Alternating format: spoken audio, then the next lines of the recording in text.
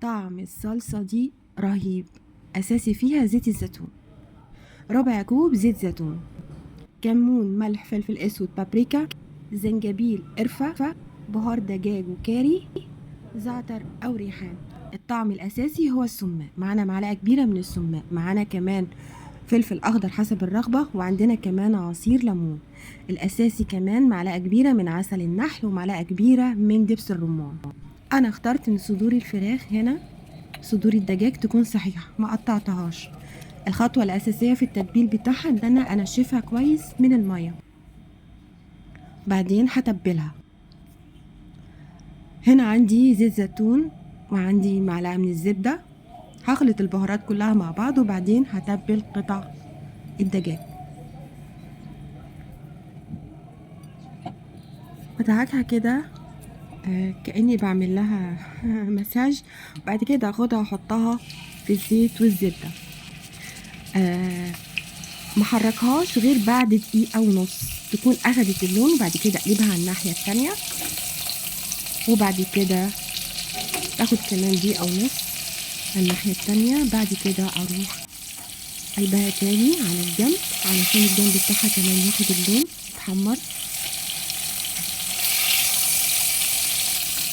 اتأكد تماما ان هي خلاص كده اتحمرت من كل جنب.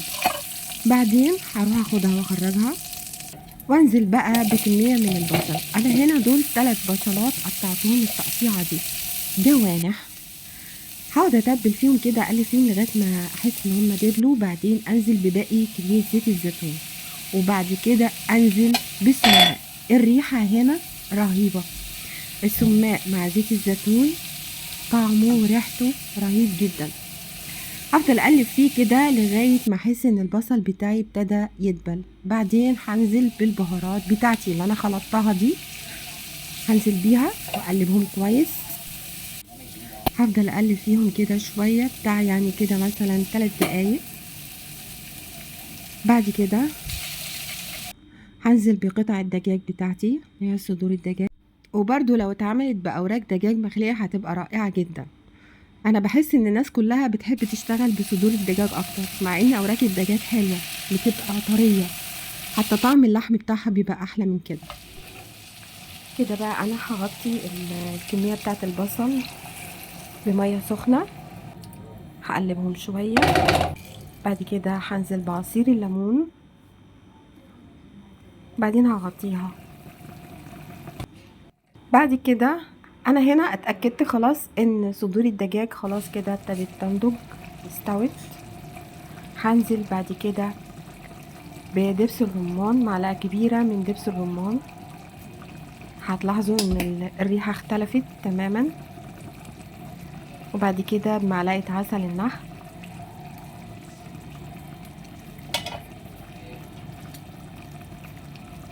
وهقلبهم كويس واسيبهم بقى لغاية ما احس كده ان البصل والدبس الرمان والعسل كده اندمجوا كده وبقوا زي الصلصة وتقلوا.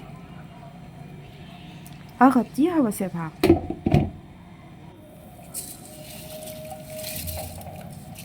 انا كنت عاملة رز بسمتي كالعادة. ضفت للمية هنا نفس البهار بتاع الدجاج. الإضافة دي مش شرط، بس هي إضافة من عندي أنا، اللي هو الزبيب الأسود. قبل ما الصوص يتقل نزلت هنا بشوية من الزبيب الأسود، وبعدين قلبتهم وسبتهم يستووا. هنا خلاص الرز بتاعي اتشرب، هغطيه. وهنا الصوص تقل اتسبك كمان. الريحة كانت رهيبة والطعم كمان ما اقولكوش. الخطوة دي اختيارية، فيكم تحطوها فيكم ما تحطوهاش. هي كان طعمها حلو شوية، يعني كان في طعم كده قرمشة الفلفل لانه هو ما كانش استوى. يعني انا كنت قصد ان انا احطه كده. خلاص كده بغرف الرز بتاعي، بعدين بحط قطعة الدجاج بتاعتي، وبعد كده الصلصة بتاعت البصل والفلفل اهو زي ما انتوا شايفين لسه محتفظ بلونه، و يعني هو شكله كده هيتقرمش. مش طري. فيكم تضيفوا اضافات تانية ممكن تبقى لذيذة لو انتوا حابينها، يعني ممكن تضيفوا خضار تاني زي ما انتوا حابين، مش شرط ان انتوا تعملوا الوصفة تنفذوها بالظبط. يعني هي الصلصة بس هي اللي بتبقى لذيذة في الموضوع كله. صدور الدجاج هنا استوت ومع الصلصة بتاعت البصل، طبعا شايفين كمية العسل اللي فيها.